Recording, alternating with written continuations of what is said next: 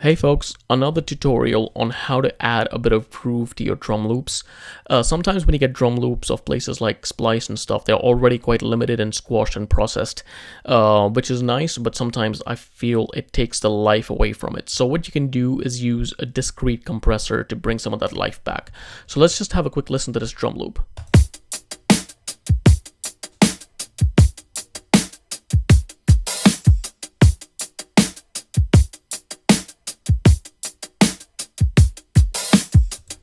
So yeah, it sounds quite nice as far as the pattern itself is concerned, but it doesn't have any bounce. So what I'm going to do is use a compressor to give it like a pumping effect, which is just going to make it seem a lot more realistic in some sense, and just give it a bounce, which it doesn't currently have. So this compressor looks a bit intimidating, but you can pick any discrete compressor that you like.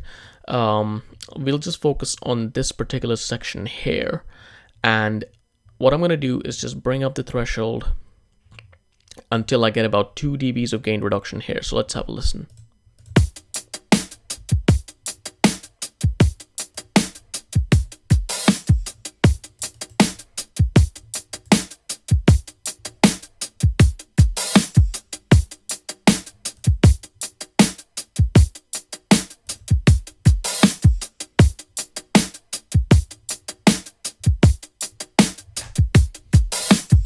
So you can see it's actually breathing already. There's like a sense of movement. It's like going in and out a little bit, which is quite nice, especially in context of the track.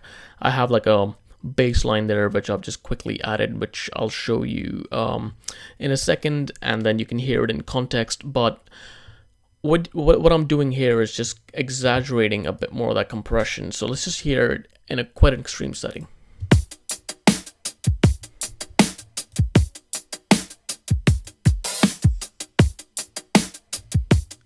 Without it.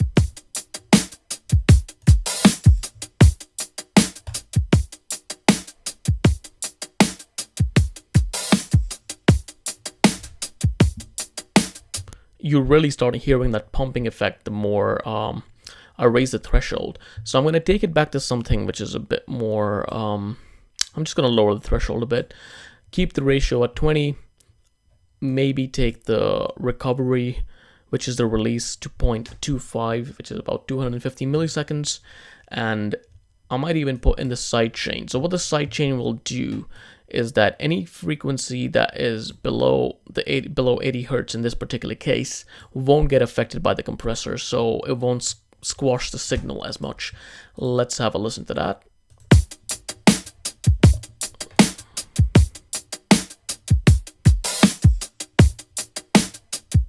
And without it.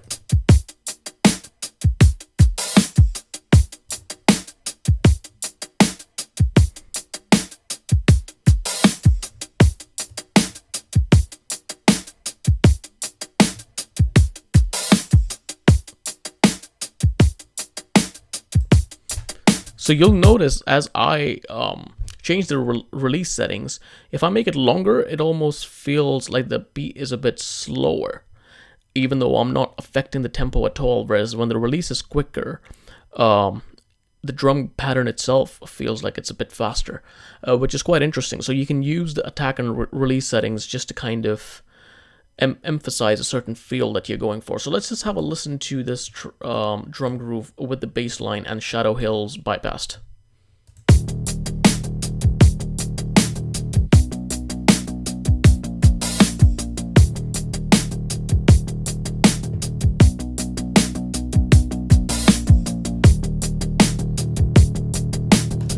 And now let's engage the Shadow Hills. I'll take this back to 0.1 millisecond, keep the ratio at 2, and let's just have a listen to that.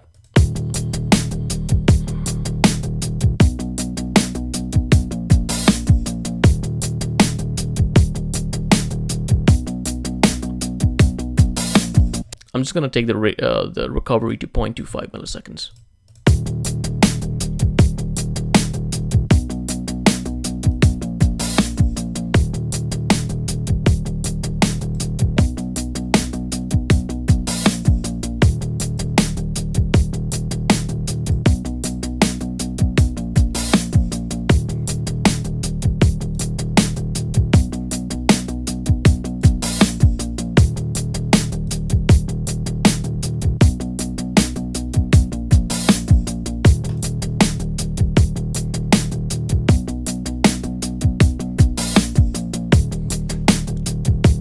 Yeah, so as you can hear, it's just adding a lot more bounce, and it's working quite well with that bass line. It's almost gluing the sound together, and it's releasing and pumping in time with the bass line. Let's have another listen to that.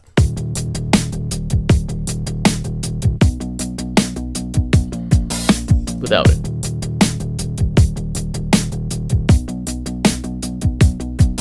With it.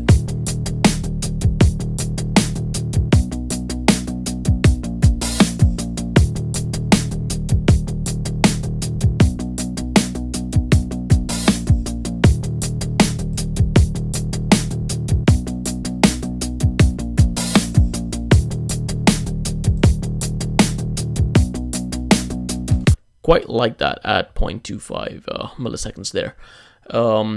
But yeah, I hope that tip was helpful. If you have any other sort of tips that you like, please leave a comment and I'll try and answer them if I can. Thank you.